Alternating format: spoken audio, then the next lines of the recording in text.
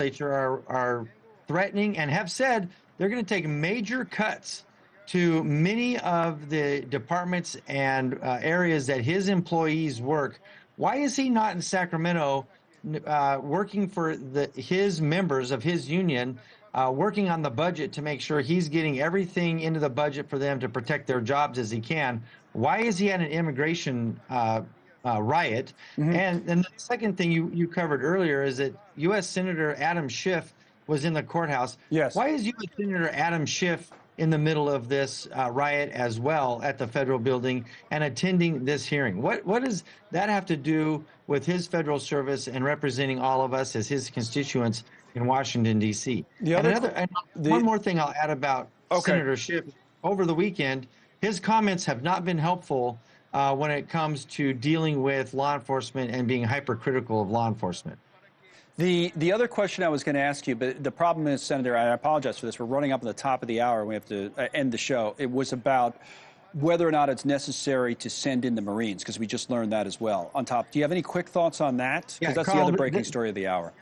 This whole thing is unnecessary. I had a bill earlier this year that would have addressed this specific situation. I even said in my comments at the bill in the Public Safety Committee that this is the kind of thing that's going to happen when sanctuary cities, the state of California, refuse to cooperate with federal agencies on removing violent felon criminals from our jails and our courthouses. Right. And this is exactly what has happened. All right. I apologize for cutting it short, but it's just the clock on us today. We'll have you back, Senator, State Senator from California, Brian Jones. All right. Coverage continues here on News Nation with Blake Burman in D.C. It's all yours, my friend.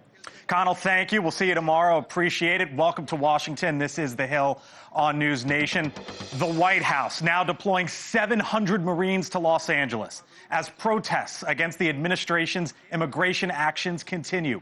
We are live coming up here on The Hill with the congressman who represents California's largest Marine base. Plus, is Gavin Newsom trying to pull a Trump? How the president responded today when asked about Newsom's political fortunes, as California is set to sue the White House. Also this evening here on The Hill, major meetings. Why did the president summon his top military officials to Camp David? Mick Mulvaney, the president's former chief of staff, with us tonight here on The Hill. But first tonight, here from The Hill, the protests not stopping, with violence gripping the streets of Los Angeles. Law enforcement often the target. The governor of the largest state and the president of the United States now in a showdown. Trump needs to pull back. He needs to stand down. Donald Trump is inflaming these conditions. And until we went in, if we didn't do the job, that place would be burning down just like the houses burned down. They were in big trouble last night. Hello, good evening. Thanks for being with us tonight here on The Hill. I'm Blake Burman. Here's what we're going to do over the next hour or so here on The Hill. We're going to take you in, around, and outside of Los Angeles. Both the president and the California governor making major decisions today. California is saying, you know what, we're going to take legal action as the president has launched the National Guard. The White House saying we're going to bring in some 700 Marines to the situation there. Let's take some of these pictures full if we can, and we're going to get down onto the ground in a moment here once we can, because we've been watching these aerials, right, in Southern California, in Los Angeles, and this has been much of the scene throughout the day. You see that law enforcement stacked up their law enforcement vehicles, and we've seen protesters and as vehicles have been making their way through, in some cases they've been kicked, they've been targeted. Of course, one of the big stories over the weekend was, traffic that was blocked up on the major interstates. We haven't yet seen that today, but that bottom banner there is the big story this hour, as some 700 U.S. troops, Marines, deployed to Los Angeles. Now, outrage over ICE arrests was the catalyst for what is playing out in L.A. right now. And I wanted to show you tonight how ICE arrests have sort of ebbed and flowed over the last two presidential administrations. Now, recently, the White House revealed that ICE arrests topped some 100,000 in the first 4 months or so in the president's second term. Hold that thought, because these are some live images coming out of Los Angeles there on the ground. You can see the troops there, or see the law enforcement rather there on the ground, the camera panning back and forth. And the good news here is at least at this one scene there in Los Angeles, those folks are not being messed with. And that has not been the story there in Southern California for many days. And I don't know if the news of the Marines being deployed maybe has made its way through, but that is the other side of the story, which is you still see the protesters there on the streets of Los Angeles. In some cases, it's turned violent. In other cases, it hasn't. In any ways, in some spots, law enforcement has been targeted, and this is day 4 of all of this going on. I want to bring in Antonio Villaraigosa. He is the former mayor there in Los Angeles. He's also running for governor in his state on the Democratic side of the aisle, live with us this evening here on the Hill. Mr. Mayor, thanks for being with us tonight. Appreciate the time, sir. Thank you for having me. You've been watching these live images throughout the day as you see it, 3 o'clock there on the West Coast where you are. What do you make of what we've witnessed today? Well, as you said, it's mostly been peaceful in downtown Los Angeles today. I went there earlier today and spoke in English and Spanish on social media platforms, saying to people that in the United States of America, we have a right to protest, but they should be peaceful protests, honoring the tradition of Martin Luther King and Cesar Chavez, Dolores Huerta, and Rosa Parks, that people, I understand the frustration that people feel, but there's no place for violence with respect to these demonstrations. And as you said, there have been some. Though to clarify for those of you, the viewers who don't know Los Angeles, Paramount is not Los Angeles. There have been some sporadic instances where there was some violence in Los Angeles, but it was mostly in a city southeast of Los Angeles. Yeah, I mentioned that you're running for governor there. You hope to be the top official in that state in a couple of years, and there's been a lot of discussion, a lot of talk today about how President Trump here in Washington has responded and how the governor there in the state of California, Gavin Newsom, has responded. Diagnose it for me as you see it. What do you think Gavin Newsom has gotten right? What do you think he's gotten wrong? Well, first of all, he's gotten right that we should take this to court. This was the first time in 60 years that the federal government has deputized the National Guard in this way, that they're bringing in federal troops. 60 years ago, they brought them in to protect the civil rights of Black Americans who wanted to go to schools and use our facilities and the like. Today, they're coming in to address demonstrations, most of which have been peaceful, some of which have not. And as I said, there's no place for violence in these demonstrations. The LAPD, the Highway Patrol, the sheriff who are out there, I saw Pasadena police, they can handle it. We don't need the Marines. We don't need to, we don't need to get folks riled up right now. A lot of people are seeing images. You're right. How about the images of the parents separated from their kids, going into supermarkets and schools, courthouses? That's not targeted, deportations. It's massive deportations. What's Newsom gotten wrong here, though, Governor? Because there's obviously, and that's the feed of KTLA, our next star station there out in Los Angeles, if you see that pop up. But what can the governor have done better? What should he have done different? Well, I think the city was in control, frankly, and I think he's been cooperating with them. I haven't followed everything he's doing. You think what happened over the weekend was in control? I do think this. I will distinguish myself here. I've said for a long time, we don't need to poke the bear every 2 minutes. But in this case, he was right to challenge what Trump is doing. I've said the best way to address what Trump is doing in D.C. Is to address the quality of life in California, the high cost of living, the tariffs he's bringing forward. But I don't have a criticism of the governor right now. You don't think he could have handled this differently in any way? And I guess that cuts to, sir, the larger question here of how Democrats are tackling this issue. After all, California is a sanctuary city and California is a sanctuary state.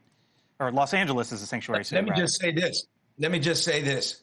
While I was mayor, When I started, LA was one of the most violent big cities in America, my friend. Look it up. Almost 50% drop in violent crime. I grew the police department. I took guns off the street. I developed innovative anti-gang and prevention and intervention programs. It dramatically expanded after-school programs and summer youth jobs. So I am focused like a laser beam on public safety. And I can tell you, this city has the police force. We have sheriffs and that work with us. We can handle this. We don't need to rile people up in the way and take the bait. Take the bait, because there was no reason to call the Marines and deputize the National Guard in this way. It was, even in Paramount, it was under control. But here in Los Angeles, I can tell you this. We've got it under control. We're asking people to be peaceful in their demonstrations. Look, I've said this everywhere I go. Every country has a right to enforce their borders. We should. They should have those people securing the borders. We should do so in a way that doesn't violate human rights, that doesn't divide children from their families. We should put a pathway to citizenship for the 11 million people that are working here. But I'll tell you, you want to get rid of all of them? Let's see what happens to housing costs in California. Let's see what happens to construction, to the cost of eggs, to the cost of virtually everything. The vast majority of these people are working hard every day. The ones that aren't, that are stealing and engaged in serious crimes, send them back. Everybody agrees with that. What they're doing here with these massive deportations, in places of shopping and schools and workplaces, it's just antagonizing people. We don't have to do it like that. America has a right way to do this and a wrong way, and this is the wrong way. I want to leave it there. Antonio Villaraigosa, Mick Mulvaney here, who I know you know well, sir, with us live now here on the Hill. Thanks for being with us. Appreciate the time. Thank you. Of course, as I mentioned, Mick is with us, NewsNation contributor, former Trump White House Chief of Staff. Mick, hello. Welcome back from your international travels. Hello, Burman. I leave for a couple of weeks and nothing happens? There's Is that what you're telling me? A lot of news out there. So you just heard the perspective there of the former mayor who wants to be governor. On the other side of the equation, you have the Trump White House who says, look, these are ICE officers carrying out their job. They are carrying out deportations, and there needs to be law and order. That's their perspective. And what's wrong with that? That's what I don't understand. It's everybody, all the Democrats seem to be saying, well, it's not necessarily to do this much. Why get people riled up, et cetera? My understanding is that they went in to enforce the law and then were attacked by people. I could be wrong. It's so hard to get really good information these days, but we're getting some stuff out of KTLA that looks like that's what happened.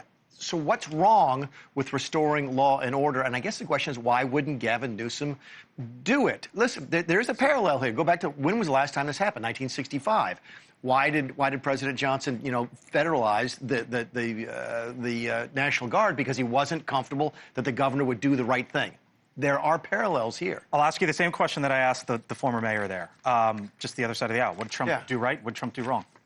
It goes back to I think the general policy is right. Keep in mind, this is in the context of the larger discussion about sending a message to people who are thinking about coming here illegally. Don't come. We're closed. And we've talked for months and years about that, okay?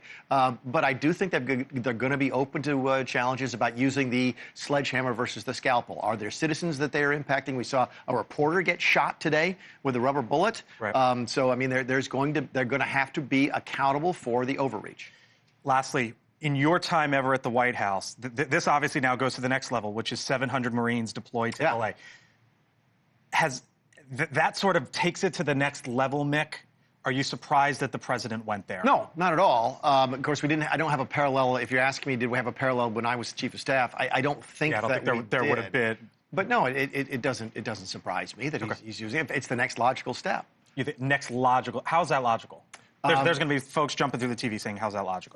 That if the state is not going to cooperate, if the state is married to its sanctuary city status, and the LAPD are going to understand they're protecting buildings and so forth, but they're not actively engaged in putting the riots down, if that's not going to happen, Trump is going to put as many people on the street as necessary to restore law and order. Hang around with me. That seems logical to me, and I'd be curious to know why people would jump through the TV on that. Hang around with me throughout the hour, if you don't mind, Mick Mulvaney. Thank you, sir. Still to come here on the Hill, the president versus versus the governor as our coverage continues. More protests unfold in LA. Plus, remember that whole Elon and Trump feud?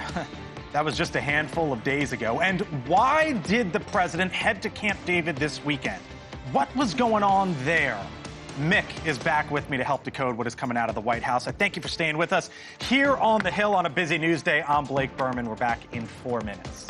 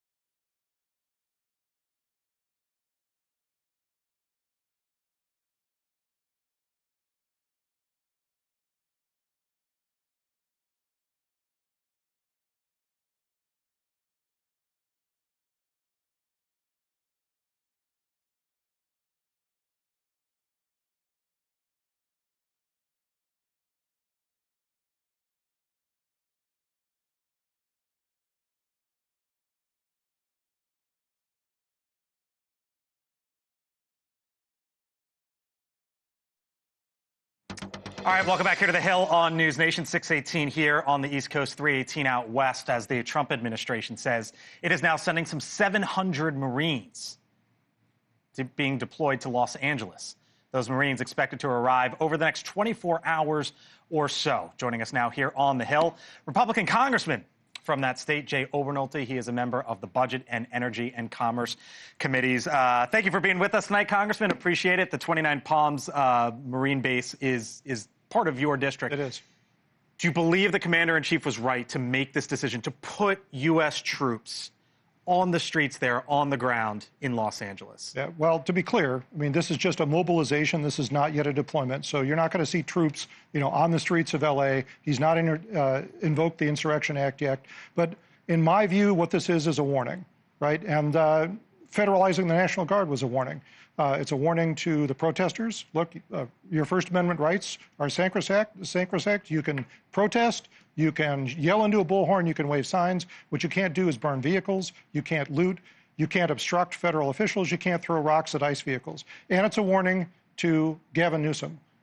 Obey federal law. There's a limit to how much you can obstruct here. I guess you use the term warning, right? And I just heard three there as it relates to the National Guard, to the Marines, and to Newsom. That's a lot of layers there. At what point does he go further to where it makes even you uncomfortable? Well, I mean, we'll see what the reaction is. So far, the reaction's been good. The protests today have been more respectful, less destruction of property, and I think you're seeing some more respect for federal officers. But everyone ought to remember, Blake, we have been here before, right? We went through this in the civil rights era, where. Do you think this is that, though? Sure. Well, you think this is a comp? Well, I mean, absolutely. Look at this. So? Look at the facts.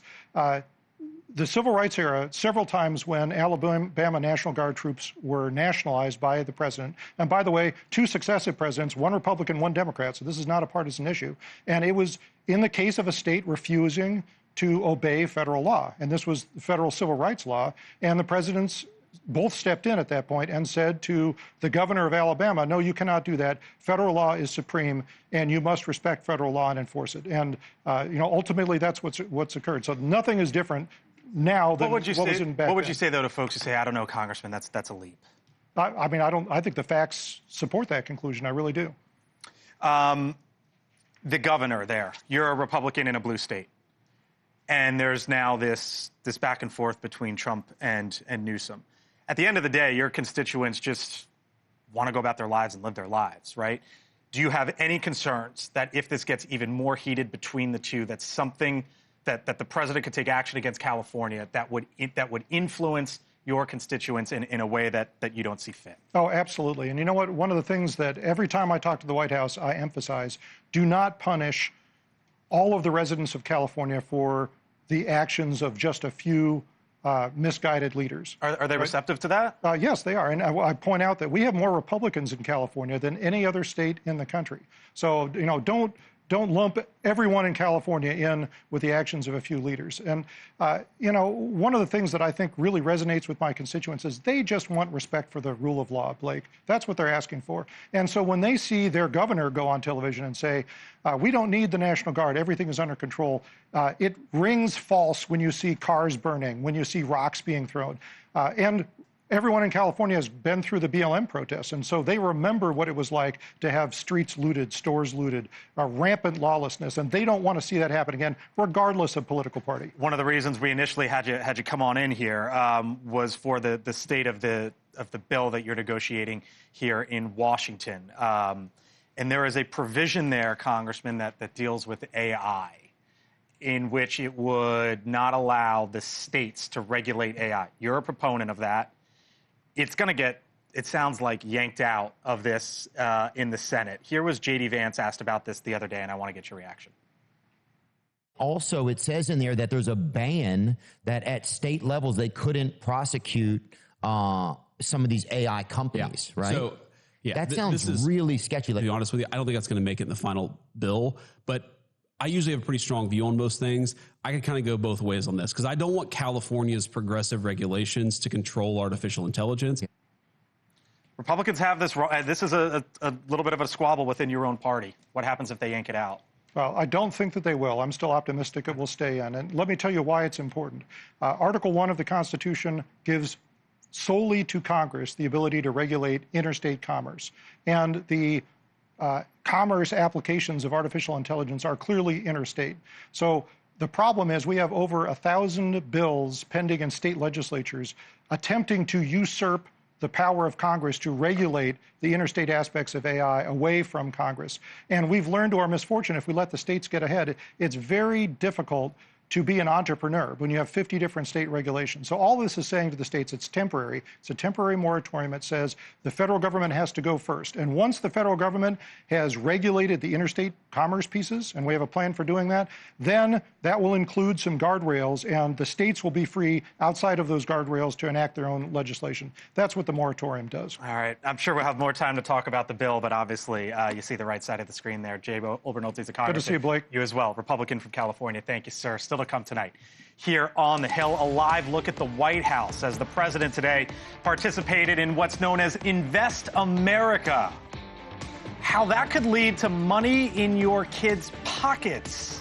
On the other side of the break, plus Mick Mulvaney back with us here as well. We can continue to keep our eye on Southern California, but there is a big world out there, don't you know, and lots of other headlines involving that man right there. Mick, when he returns. Stay with us here on the Hill.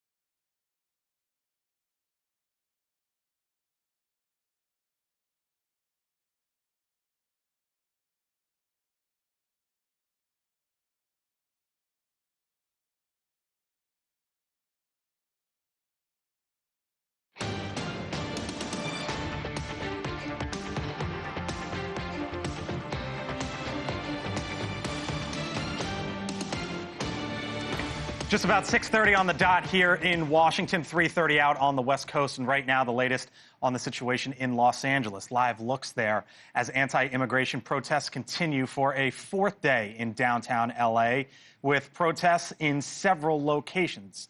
But right now, there aren't the confrontations really that we saw over the weekend. Protesters, though, kicking vans. There are reports of throwing rocks as well. Protest marches in the downtown streets as well. At this point, the freeways are clear. The Trump administration, though, tonight not backing down. And 700 Marines will be deployed to Los Angeles, in addition to the National Guard. In the meantime, there is a big world outside of Los Angeles as we keep our eyes there on Southern California. A lot of other headlines in the news tonight. China, Iran, Israel, all on the president's agenda. As we believe it, as he was meeting with generals and admirals at Camp David over the weekend, also holding a 40-minute phone call with the Israeli Prime Minister Benjamin Netanyahu. Joining me now, once again, Mick Mulvaney, Trump former White House Chief of Staff, NewsNation contributor. Hello, sir. We keep our eyes on the right side of the screen there. But I want to help you. I want you to help us sort of decode here what's going on outside of Los Angeles, because my radar went up, Mick, when I heard the president's going to Camp David. He was asked about it today, didn't want to give any sort of details. And then there was a phone call with Benjamin Netanyahu, and I'm wondering what's going on here. Yeah, ordinarily, the president, any president going to Camp David isn't very newsworthy. Even Donald Trump, who didn't go a lot, he likes the place. And sometimes would go up there, as he told me one time, he goes, Mick, it's rustic, and ordinarily I don't do rustic, but it's rustic the way that I would do rustic. So he likes hanging out up there. But he prefers to be at Bedminster, prefers to be at Mar-a-Lago. And if he goes there sort of unscheduled, that sort of raises a little bit of attention. And then when he says he's meeting with generals and admirals, that's not his ordinary group that he hangs out with. So that you're right to sort of have your spider sense go off a little bit. Here's what he said about Iran earlier today. I'll get your reaction on the other side. I hate to say that because the alternative is a very, very dire one. But they're not there. They have given us their thoughts on the deal, and I said, it's just not acceptable. On the possibility of an Iran nuclear deal, Mick. Yeah, I mean, you marry a apparently unscheduled trip to Camp David with meetings with generals and admirals, which I guess is the words he used, in a 40-minute conversation with Netanyahu. Yeah, you're probably right to keep an eye on what's going on at Camp David. Keep our eye on that. You, sir, were saying it was only a matter of time, and it became a matter of time, 136 days from Inauguration Day. Here's what the president said today about his potential relationship going forward with Elon Musk. I haven't really thought about it, actually. I would imagine he wants to speak to me. I would think that.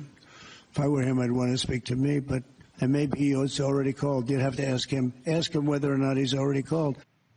All right. The question there was about whether or not the president wants to speak with Musk and vice versa. What's going on here? So we've talked before about how they sort of have to unwind peacefully. They haven't. Okay, but now I think we're seeing the fallout for what that means to each of them. Trump's capacity for forgetting is 0. His capacity for forgiving is 100. Okay. So this is a relationship that can be salvaged. I expect it to be salvaged. I never thought it would get this bad in the first place. But I think the president has actually been quite reserved in dealing with some of the things that Elon Musk said. I mean, if Musk comes out and talks about the Epstein files and he says stuff about Stephen Miller's wife, this is personal level stuff. And to see Trump relatively reserved under the circumstances. That building there behind me, the big debate here in the Senate is over what to do about the one big beautiful bill. What's your sense tonight? Ordinarily, bills get bigger in order to pass. You have to start adding stuff to pick up votes. I wonder if this isn't one of those exceptions where the bill gets smaller. And as we get closer and closer to these self-imposed deadlines, the July 4th deadline means nothing. The real deadline is that August date when the Treasury runs out of money. Maybe you start looking at something that gets pared down. Just an extension of the existing tax cuts and just a raising of the debt ceiling. All right, we'll leave it there. See you later in the show. I'll be here. Thank you, sir. Appreciate it. Mick Mulvaney. All right, so as the focus remains in many parts on Los Angeles, President Trump today was actually holding a roundtable on something totally different. An initiative that is now known as Trump Accounts, though this really started as a concept known as Invest America. It's a program included in the big, beautiful bill. And under it, the federal government would seed $1,000 into investment accounts for children born in the U.S., basically in 2025, 26, 27, and 28. Now, that means a $1,000 investment, give or take, with 7% growth per year, would be worth somewhere in the area over $5,500 when that child becomes 25 and is eligible to use it on anything from education to buying a house to starting a business. And the brainchild behind all of this is Brad Gerstner. He was in the room with the president today. He's with Altimeter Capital. Brad, I've been trying to get you on the show for a while. So thanks for being with us tonight here on the Hill. I follow you and I appreciate it. So tell me, you just heard Mick there. Well, it's great to be here. Thanks for having me. Of course, of course. You heard Mick there. This is probably the bill, one of the things that ends up getting smaller, not bigger, because there's a lot of focus right now, right, on cutting spending, not growing it. In that environment, with this idea of let's give newborns $1,000, basically index it to the markets, and when they're 18 or 25 or 30, give them the money to have a better life. How'd you get that in? Well, first, thanks for having me. It was an incredible day with the president, with leading CEOs across America, from Michael Dell to Dara Khosrowshahi of Uber to David Solomon of Goldman Sachs, et cetera. And, you know, it's in the bill because this is a core part of the president's Main Street agenda. The way you get everybody into the upside of America who's felt left out and left behind, no taxes on tips, no taxes on overtime, and start every child in America with the equivalent of a 401k from birth. Now, you just showed if no additional money was added, what it would be worth at age 25. But if you start with $1,000, you add $750 a year. And we heard today from companies representing millions of employees who said they would add to the accounts of those kids at birth. Yeah. Moms and dads will add to those accounts. Philanthropists like Michael Dell commented that he would add to the accounts. If you start with $1,000, you add $750 a year. At age 18, that is worth $50,000. At age 25 or 30, that's worth $300,000. Right. It's an amazing amount of money for these kids. Do you worry, though, and inevitably some folks will add, right, whether it's individuals or larger companies who have the means to do so. But for others, $750 is a lot of money. And for small businesses, Unfortunately, I can't hear you. We're having some audio difficulty. So we may have to come back to this one. But let me just say, this is an incredible day for the White House, an incredible day for the president. And the reconciliation bill, the big, beautiful bill, carries the Invest America Act, and it's going to change the game for every kid in America. Brad, you got me or no? We'll come back and do this again. You can't. Okay. Is that you trying to? Hold on. Is Brad there or no? Because I also wanted to ask you, Brad, can you hear me? Or because I wanted to ask you how you think the money ends up eventually getting used.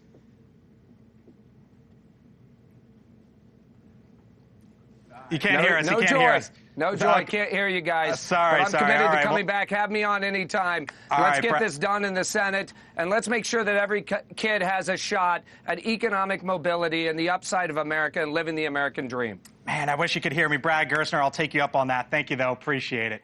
All right, still to come tonight here on the Hill. On the other side of the break, back out to L.A. as the protests, violent over the weekend. You saw these images. And now there is a showdown between Donald Trump and Gavin Newsom as we see these live pictures. Marines deployed to that area when the Hill returns. Cuomo tonight, one big night of newsmakers. UFO experts George Knapp and Jeremy Corbell share exclusive new findings. Then marketing legend Gary Vee joins Chris Live, a special edition of Cuomo with limited commercial breaks. Tonight at 8/7 Central.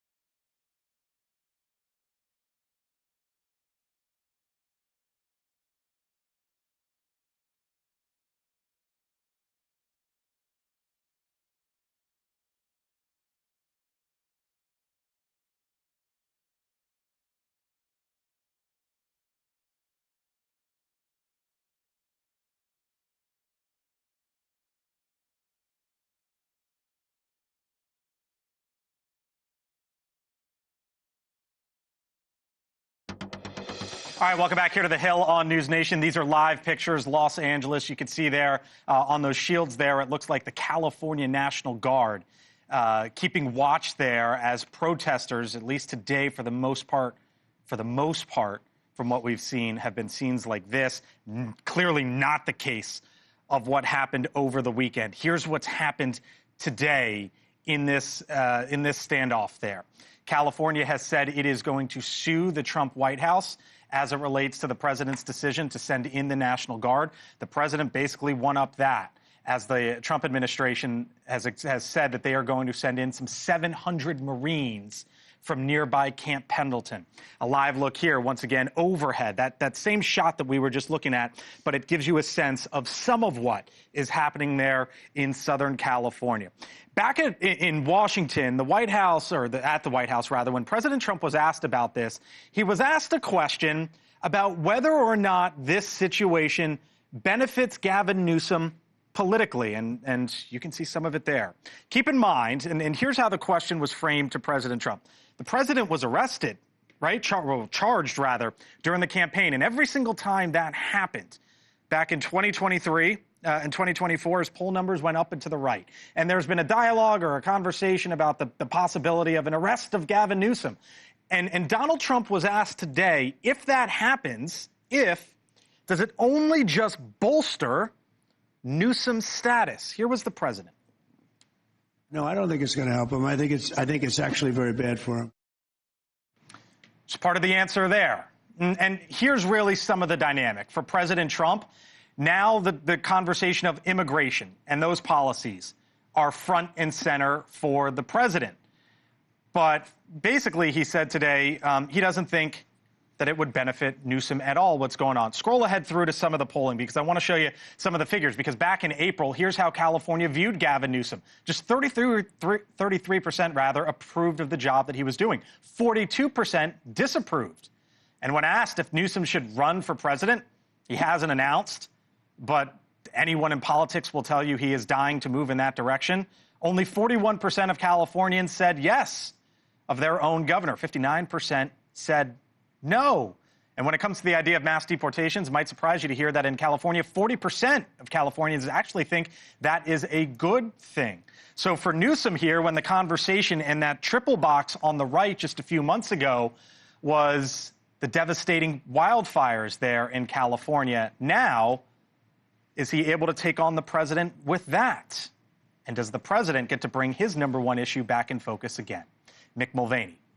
With me once again. So too is Chris Cillizza, NewsNation contributor. Lindsey Granger, NewsNation contributor as well. And T.W. Riggi is a former communication aide to Senator Lindsey Graham. Hello to you all. Thanks for being here.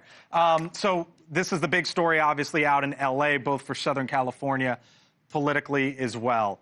But the question here is, does this sort of put both of them back on the issue that they want to be fighting on? Trump, immigration, and Newsom fighting Trump, essentially, right? Yeah, I mean, look, Gavin Newsom probably in his wildest dreams can't wish that he was arrested by the Trump administration. I mean, candidly, like, it'd be a hero to the left. Well, that's why the president was asked about this earlier today. And again, it's not entirely, I'm not a lawyer, much to my mother's chagrin, but like, it's not entirely clear to me, like, what he would be arrested for. But point being, like, yes, he would be thrilled to do that because it would be like, I'm standing up for California. I think it's a dumb fight for. It's a fine fight for. It's a fine fight for Newsom. It's a dumb fight for Democrats more broadly, in my opinion. Like, as soon as there's violence, as soon as there's cars burning, I've watched cable all day. That's all that's been on. I just think it's a dumb fight. Immigration is where Donald Trump wants to talk about. We're not talking about the one big beautiful bill. Right. We're not talking about Trump versus Elon Musk. Immigration is the place that he remains the strongest. I just don't know why you fight him. Don't fight. I mean, everybody agreed in the last election season that we wanted immigration reform, and the whole country said that in their voting. But the fact is, the way that President Trump is going about it, people were uncomfortable with, and that's really the crux of this. Did they want immigration reform, or they wanted the border sealed? Well, I think they wanted border change because we know that people were for that bipartisan bill that never made its way through Congress. And we know that Americans were open to that conversation and thought Biden moved too little too late. But to be here right now, I think the bigger issue for President Trump, if he wants to lean on this, because he is very tough on immigration and does have great ratings in that area, but it's the fact that he's skipping over these procedures and protocols that are so important. And Karen Bass went on the news last night and was like, listen, I don't know what the next step is. I'm not sure what's next for the National Guard being here. I'm not sure what's next, I'm sure, now with the Marines being here. And that makes the whole situation look extremely crazy. Do you want Karen Bass going on the news and taking on Donald Trump? I mean, I think that it's better to be Newsom, but Karen Bass, I mean, they can definitely go toe-to-toe. I think that this is not a winning issue for the tactic that Trump's taking. Oh, I disagree with that. I disagree with that fully because I just saw two brand new numbers. I believe they were from CNN. 54% of Americans agree with deporting all illegal immigrants. 51% of Americans support ICE agents in their towns finding illegal immigrants. The GOP, according to Ipsos' own numbers, is plus 19 on the issue of immigration. Karen Bass not understanding what to do next is part of the reason they're in this problem in the first place. She has no idea what she's doing. Do they want Marines on the streets? I think they want the law enforced. They want to feel safe. And do they want Marines on the streets? No, but the party of law and order. Yes or no? They want if people are burning down their businesses, I do think they want better protection. The party of law and order can't skip over the rule of law. So you would essentially need to talk to mayors and governors, like people have done in 1992, like with Hurricane Katrina. They called in federal help. To skip over the necessary steps to make this happen is totally necessary. They're not entirely necessary. The president has the right to do this. This is what the lawsuit is about. The president did it in 1965 under different circumstances, but for the same reason. If a president says, you know what, there's unrest here, the governor, I don't think, is going to do the right thing about it, I'll call up the National Guard and federalize them. That's the exact same logic that went into what happened in Selma in 1965. Again, different circumstances, but the same logic. So it's not like they skipped over a bunch of stuff. Well, I think this is agitation, right? Because it wasn't like when we watched the first day of protests, it didn't look like yesterday, right? And what happened is that was a response to the agitation. I just wonder whether we follow this stuff minute by minute. I wonder if the average American is like aware of it. I think TW broadly, I think people are like, they don't know oh, look, they're burning cars. They're they're burning cars. They're throwing things at the cops. We don't like that. Like, yes, I think there's a real conversation about, okay, do Donald Trump's deportation policies, are they appropriate? Are they catching the right people? Are they catching the wrong people? But as soon as you have violence in the streets like that, the American people see that and they say, well, we don't want that, and whatever can combat that, I'm for. I guess what I was getting at with you, TW, is what is your, if any, what is your concern of there's always a spectrum, right, of going too far on the spectrum? Yeah, of course. When you see more people with weaponry and shields and guns, it gets those people agitated. But equally as powerful, if not more powerful, is we just saw reporting of a caravan of people going to block a freeway. We knew that people were looting in downtown L.A. We had people attacking and trying to gain entry to a federal building. Those are far more overriding factors than potential escalation among the ne'er-do-wells who were there throwing rocks and bricks at people. Well, let me ask you this. California, the world's fourth largest economy, headline, takes on Trump and threatens to withhold $80 billion in federal taxes.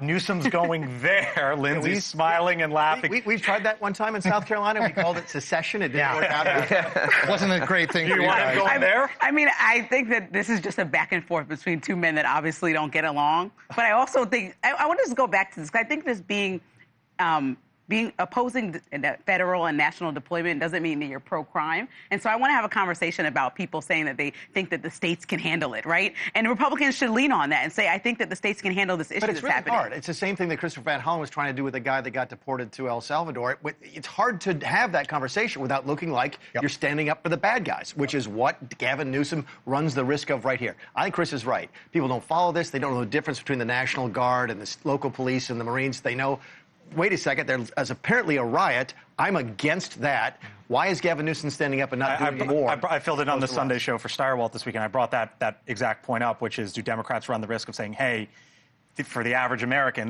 they know, oh, Democrats went to El Salvador and fought for Abrego Garcia, and then they're like, wait a minute, what's going on? Where my friend lives in Los Angeles? And Trump is good. Look, like him or hate him, and I feel like everyone feels one of those two ways. There's no one who's like, Trump, I don't know what I feel. But like him or hate him, like, he's good at picking smart battlegrounds to have political fights. We have talked about Harvard. Look, do I think what he's doing with Harvard is close to extortion? I do. At the same time, is Harvard a sympathetic actor? Not in the least. So he picks smart fights. Now, that's the what. The how, to me, is more problematic. I got to run, but here's how I want to end this. Trump said today he thinks this is a 95-5 issue. It's not. Nothing's really a 95-5 issue. What do you think the high-end number is here?